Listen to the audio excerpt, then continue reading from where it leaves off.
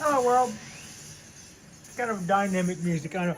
This is Patricia O'Connor, and I have with me here tonight Frida Reba Darcy. Let's see if I can. Let's see. Whoa. Frida Reba Darcy. Yeah, there she is.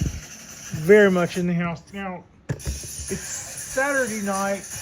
We're looking at a Japanese black pine, and I thought that we would have a little fun folding up this tree, and to that end, I started rolling, started talking my way in here, and then we had a little snafu.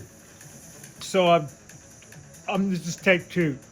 What we're listening at, what we're listening at, what we are listening to is I've been watching Ghost in the Shell anime. I think this was from 1997, I believe. It's Ghost in the Shell, Ghost Stands Alone, I believe is the name of the episode. So you might hear that going on in the background.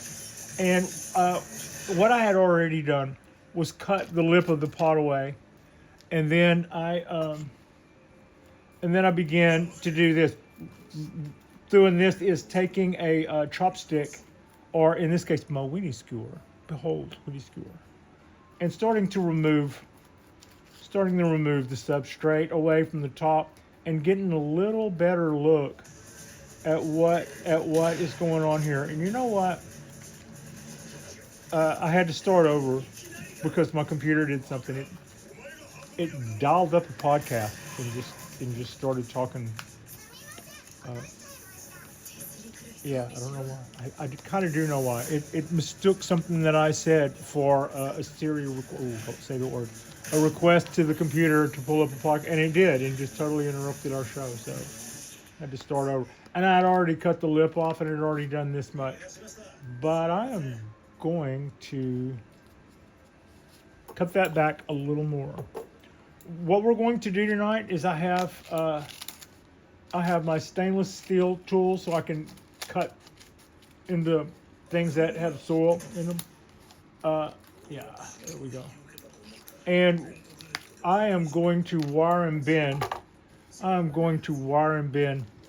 This little pine tree. This guy is one that we grew. This is one of our trees. We grew this guy. It is pretty healthy, pretty happy looking tree. It's got some branches on it. Unlike usually when we start doing this, the trees are younger. I think this one might even be about a year old. So it's just one of our starters.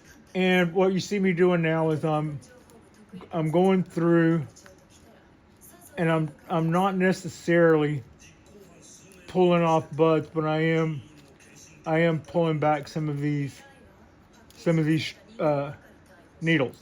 This is going to better facilitate the wire that I'm going to put on this tree.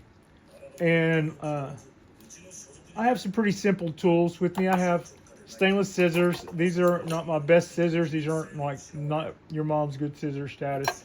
Those are some kind of loose stainless scissors that I can use to cut into things that are frankly have a lot of soil. I don't like to cut into dirt or roots or anything with my Japanese steel scissors. So having said that, those stainless scissors are just the ones for the job. So by getting rid of a lot of these extra needles here, it serves as one, a little cleanup, and two, these guys were all going to be in our way. If I grab something and it feels like a bud or a cluster of buds, I may let it go and decide to wire around it. But otherwise, I'm just going to pull away a lot of this stuff, because the main thing we don't want to do when we're wiring is we don't want to wire down any needles. That's just, there's a lot of things that we can do that are mistakes. If it's not show wiring or something, we're going to measure our success. We want it to look good. Always make your work look good. Just always do work you can be proud of. That kind of goes without saying. But if we're getting the motion out of a piece of wire that we want, then don't undo it if it doesn't quite look the way you want to. Focus on what you don't like about it, and do better next time is what I would say. I have harmed trees because I was being too fussy about the look of a otherwise functional wire. So yeah. So we're looking at this guy, and it has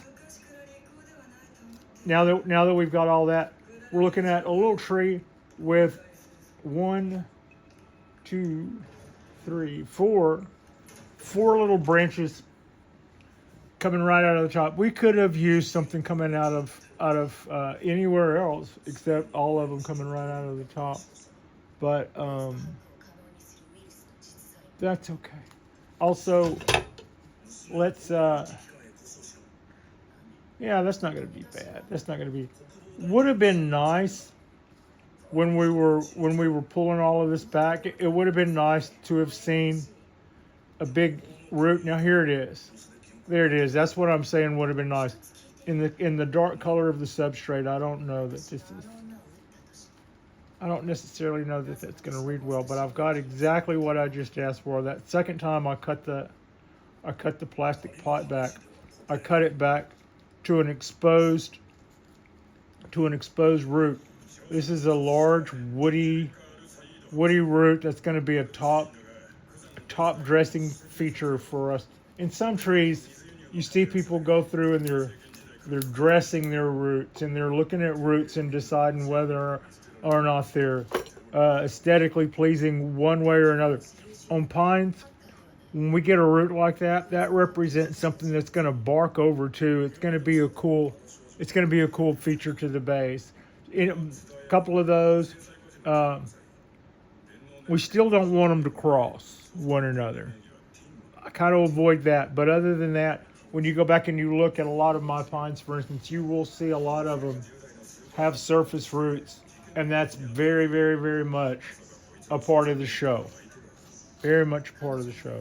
And by cutting this back a second time, we got to see that cool little guy there. That helps us out. Now, this was my it's aluminum. That's aluminum. That's aluminum. That's a pine needle. There we go. Bingo. That's copper.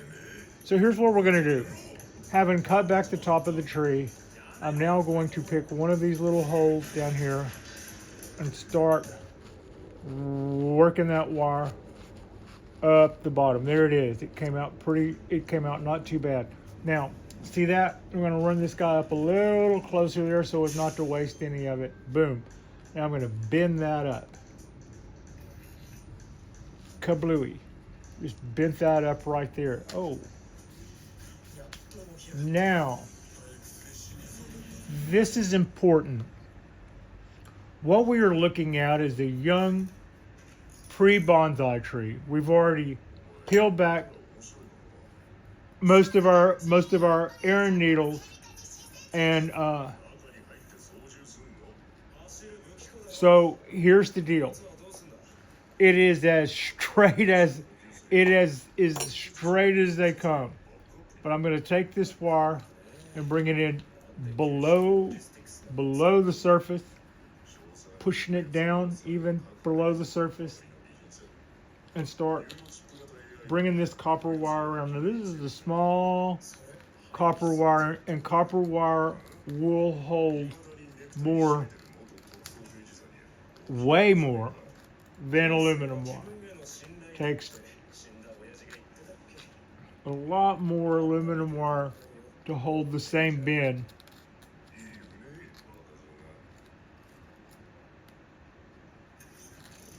Even here, I'm having to make sure that I keep that guy tight against the trunk.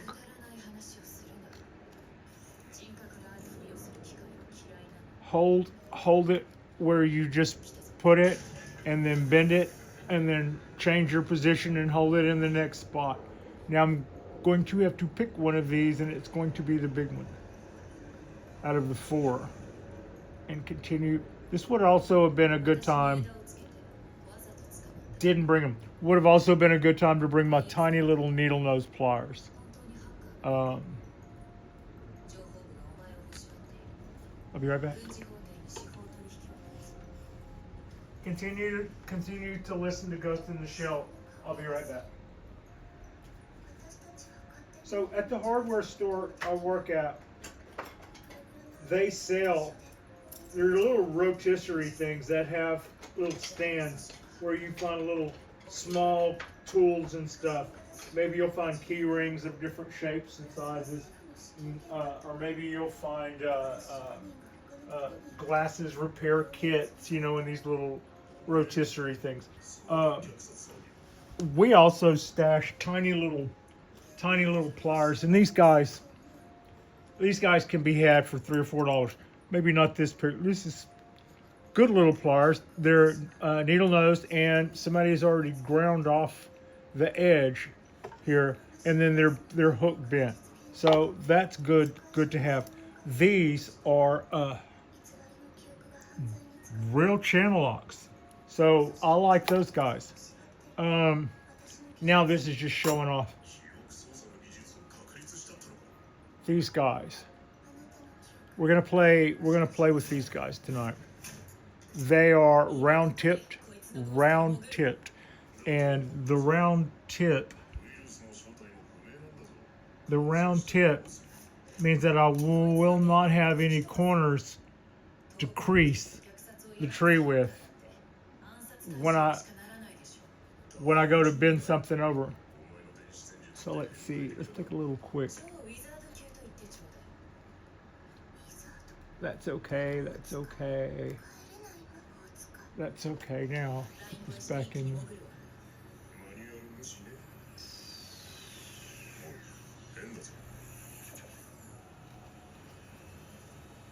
Give me.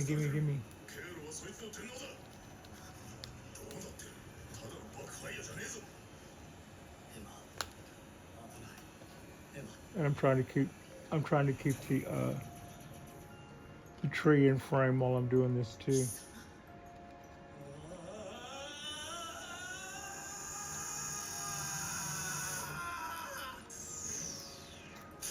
Okay.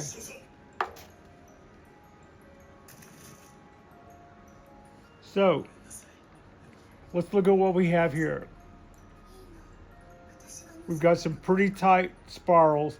They're spaced out pretty far, but remember, this is copper wire. If this were aluminum wire, that spacing would be too far for this wire to hold those bends.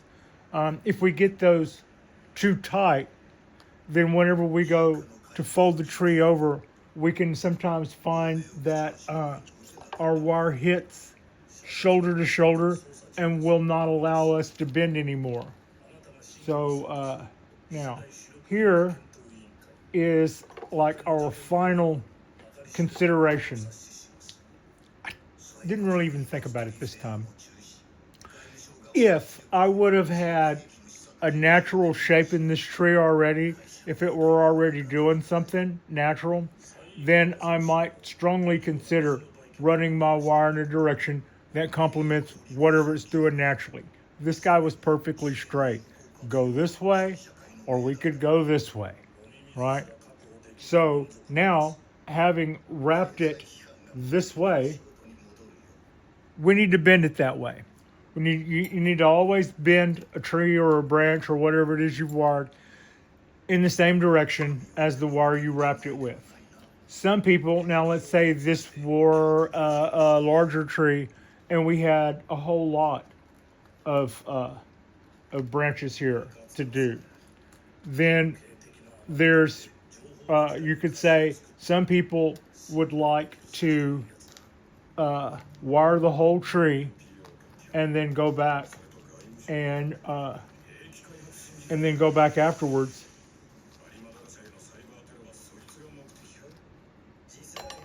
and bend the whole tree. Some people would do the opposite. They would wire a branch, bend a branch, wire a branch, bend a branch. And they typically, when doing that, would start at the bottom. I would recommend that And I would recommend that because quite often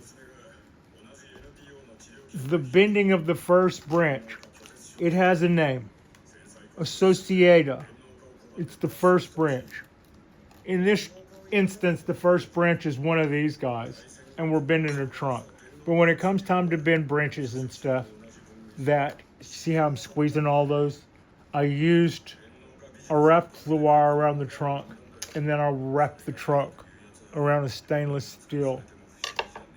And now I've got great movement coming right out of the ground, and I'm going back through and I'm tightening up these tiny little spirals. Now, okay.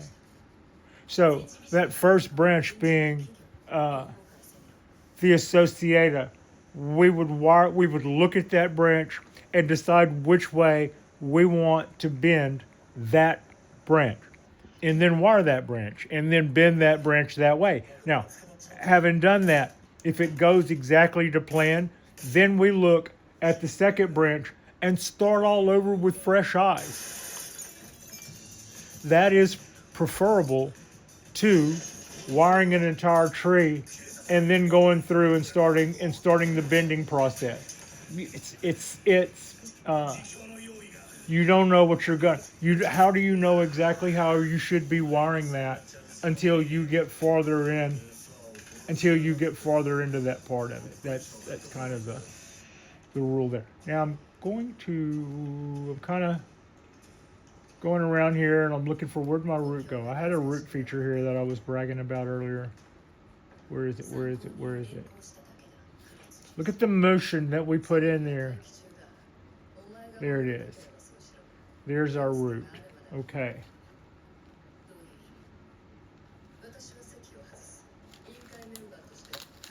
Just folded that guy over the other way. So that root I was bragging about, it's kind of hard to see because it's still doing good root stuff. Down here in the dirt, it's going this way, and as it goes this way, our tree flows that way. Now, this bottom branch here is our biggest one, and it is the one that I wired. Doesn't have a lot of wire on it, but just enough that I can do a little hook.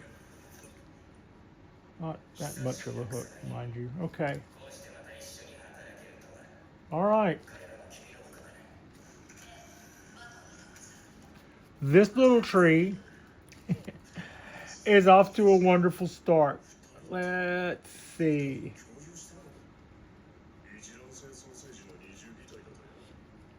And we have so many possibilities.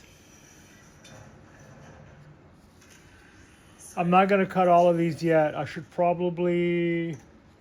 not going to cut any of these yet. I'm not going to cut any of those yet.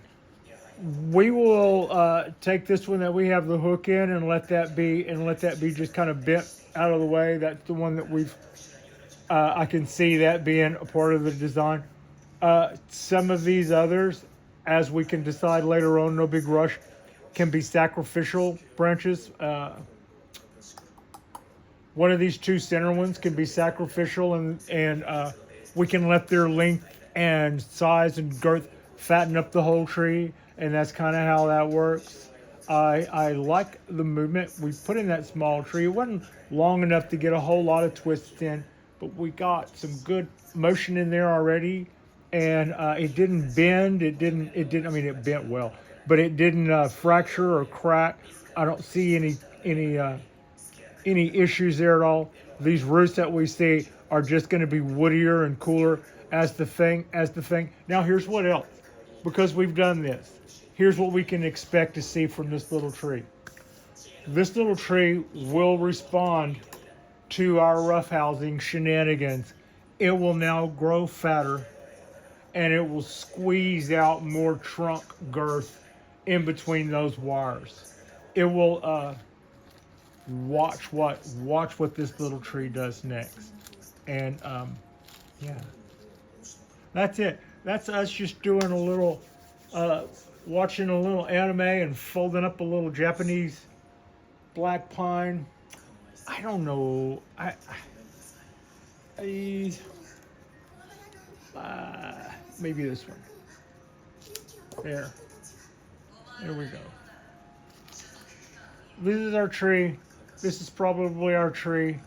This is probably, this and this is probably our tree. This might be, this is possibly our sacrifice. A little early to get all historical, but this is already going to be a anything. This could still be anything. This could be a gorgeous little mame, a gorgeous little show hen, or a much larger tree if we want it to be. The world is its oyster, but for sure it comes out of the ground with some really good movement, and we're showing some good pedigree, and that we've got some good root work already started there. Thank you so much for accompanying me on the bonsai balcony. I appreciate you. Frida appreciates you. We did a drop today where we walked around and pruned stuff and looked at stuff and just kind of did walk around the garden kind of stuff. I don't do enough of that, but it's usually not that exciting. But it just kind of shows people how low key it is on a typical day. But yeah, tomorrow we will go out in the sunshine on the balcony. It could be a little warmer, and we'll hit it again. Thank you all. Thank you all so much for watching as we do a turnaround on our new little tree, on our new little pre-bonsai. Oh, and we grew this from seed, y'all. This is what we did from seed.